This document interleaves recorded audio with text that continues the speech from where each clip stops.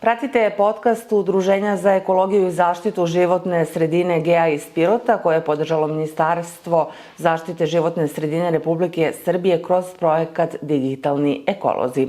Stara planina bogata je brojnim prirodnim lepotama. Moj gost danas je master biolog Danilo Penić i ornitolog. Hvala najlepše na vremenu i dobrodošli u podcast.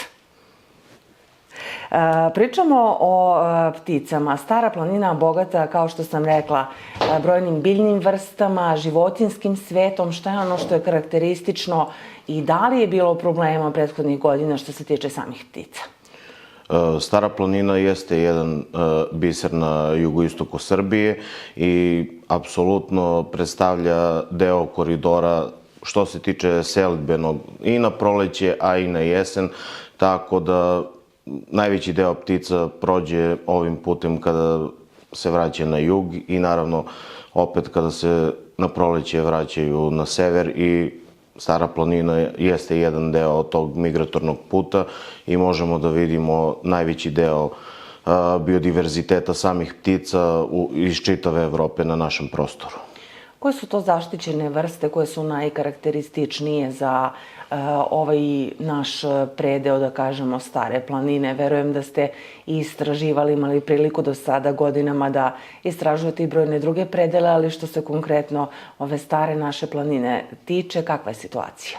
Pa, što se tiče naše Stare planine, najinteresantnije su apsolutno i najveće ptice i evo u poslednjih par godina sve češće nam dolaze iz Bugarske crni lešinari, beloglavi supovi, malo pa se nalaze na našoj migratornoj ruti iz Bugarske ka Uvcu i sa Uvca nazad, tako da najveće, najlepše ptice, mislim crni lešinar koji ima skoro raspon 3 metara u krila, najveća ptica Balkana, apsolutno je predivno kada je vidite na nebu iznad Stare planine.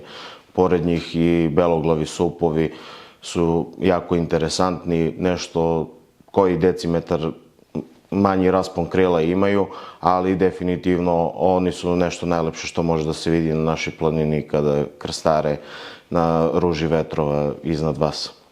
Vi ste 2003. godine, ali tako sa kolegom i snimili upravo crnog lešinara na nebu? 2021.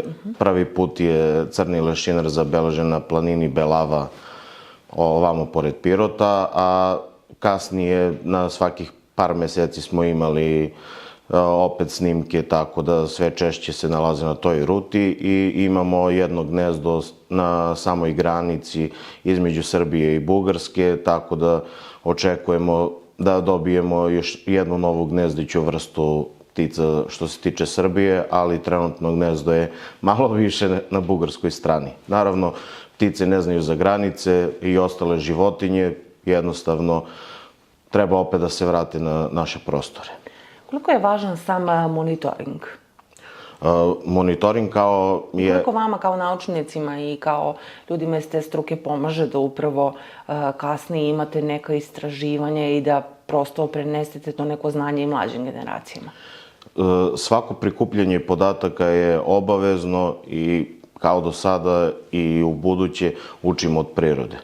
Kako se i vreme menja, kako se menja klima, tako i neke ptice, životinje menjaju svoje navike. Mislim, evo imamo primer da sve češće imamo rode koje ostaju da zimuju. Trenutno imamo jednu rodu u Karavukovu koja pada sneg, ali jednostavno rešila je da ostane. Prošle godine imali smo jednu rodu u Leskovačkom okrugu koja je prezimila. Pre toga snimljena je još jedna roda u našem okrugu iznad Dimitrovgrada, tako da nekada apsolutno je važilo pravilo da sve rode se vraćaju na jug i da nema prezimljavanja. Kako su zime sve toplije, ima višak hrane, tako da i ta migracija počinje da bude sve kraća i da ima nekih izuzetaka. Naravno, jedan izuzetak ne menja pravilo, ali sve češće ti izuzeci dovode do toga da pravilo više nije pravilo. Jesmo li upravo mi odgovorni prema samim pticama koje žive ovde? Sada ste pomenuli i hranu. Da li i na koji način možemo mi da im nekako pomognemo i da ostanu ovde? Svakako one imaju svoje potrebe, ali tako i kao što ste rekli, ranije je bilo više slučajeva kada su se selile, sada ipak ostaju ovde. Kako i na koji način mi možemo da im pomognemo? Ja predlažem svim ljubiteljima prirode, a i ptica, ako su ptice divlje, jednostavno same treba da nađu sebi hranu. Kako važi to za ptice, tako važi i za sisare i za ostale divlje životinje. Izuzetak može da bude medved. Imali smo prošle godine 2 napada mrkog medveda kod nas. Jedan je zabeležen u selu Kosturu, drugi kod sela Željuša. Tako da, evo, medved je izuzetak. U proleće kada ima najmanje hrane, gde će, mislim, medved kao i mi gotovan, došao je da pojede med koji se nalazi u košnicama i napravio je štetu ljudima. Nismo imali puno medveda u prethodnih godina, sve je to bilo sporadično i dalje nemamo neku stalnu populaciju, ali treba biti obazrivi. Jednostavno bacamo višak hrane, a životinje gledaju i teže minimumu energije, pa onda dođu na gotovu hranu, tako i medved. Jednostavno iskoristio je priliku da te pčele nisu lepo zaštićene, lako je došao do hrane i zato je i napao i napravio tu štetu. Što se tiče ovih ptica koje prezimljavaju kod nas, lepo je ako ljudi žele da ih proučavaju i da ih posmatraju, mogu da naprave miks hrane, mast i neko zrnevlje koje nije termički obrađeno, nije zasoljeno, tako da možete da posmatrate ptice. A što se tiče ovih krupnih ptica, jednostavno samo da im ne smetamo, da ih posmatramo i da ih ne ugrožavamo. Do sada smo govorili o ovim, da kažemo, lepšim stvarima. Da li ima negativnih primjera koji su zabeleženi kod nas, posebno što se tiče ekološke svesti građana kada su u pitanju životinje? Najgori deo koji smo primetili jeste trovanje. I najgore prolaze te ptice koje su na kraju lanca ishrane, a jesu lešinari. Ljudi uglavnom iz neznanja ili iz očaja žele da reše neki problem na neadekvatan način, žele da otruju vukove, šakale, lisice i na taj način naprave samo veću štetu, a ne korist. Ako pokušate da otrujete šakala ili lisicu, tog šakala ili lisicu može da pojede neki lešinar. On naravno, pošto je na kraju lanca ishrane, svi toksini se skupe u njemu, on isto ugiba, pa ga pojedu drugi šakal i lisice i onda se pravi jedan krug koji se ponavlja iznova i iznova. Takođe, mi imamo primjera gde su i neke veće životinje koje su uginule, takođe bile zatrovane i onda tu dođe i veći broj životinja i kako znate, lanac ishrane ide, manji jede većeg, biljojed mesojed biljojeda, biljojed opet i onda napravi se ta neka kolotečina gde ima više organizama koji mogu da uginu u tom lancu. Svakako veliki problem predstavlja i sama neodgovornost, reklo bi se nekada, građana i samih meštana sela kada uginule životinje ostave blizu reke. Time zaista pravimo ogromnu štetu kako samoj vodi, tako i ostaloj flori i fauni.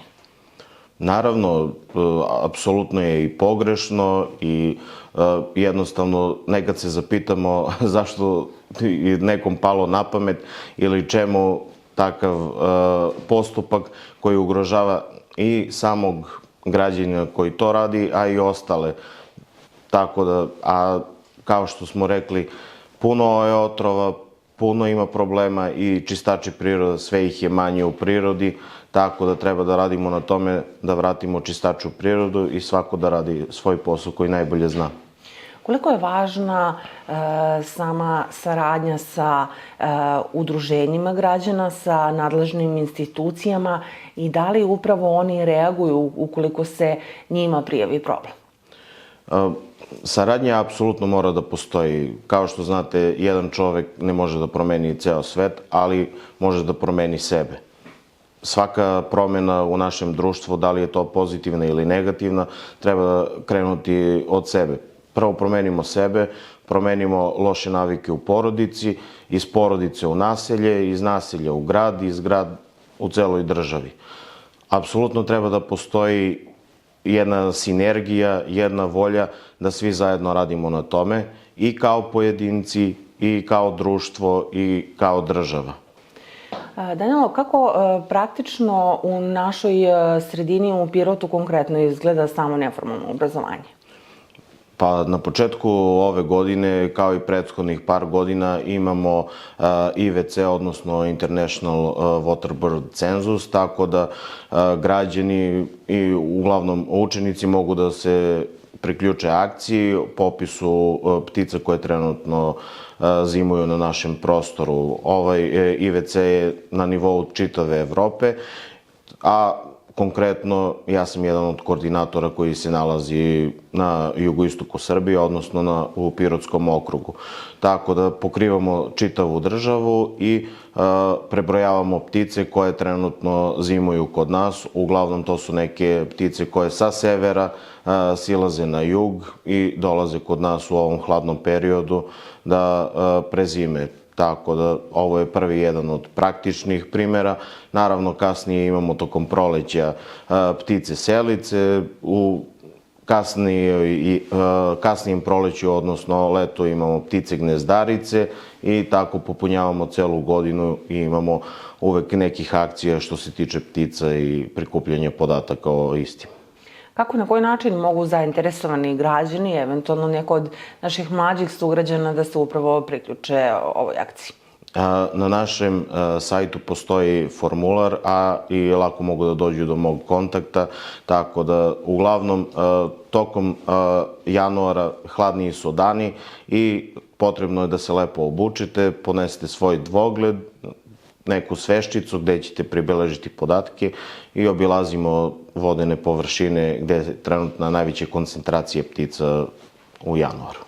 Hvala najlepše. Pratili ste podcast Udruženja za ekologiju i zaštitu životne sredine GEA iz Pirota. Čuvajte životnu sredinu.